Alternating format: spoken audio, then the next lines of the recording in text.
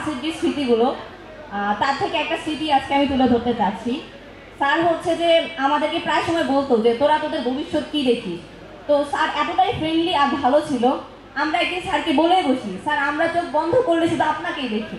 তো স্যার বললো যে আমি কালো, এই জন্যই কি তোরা আমারে দেখিস, মানে তোদের ভবিষ্যৎও কালো?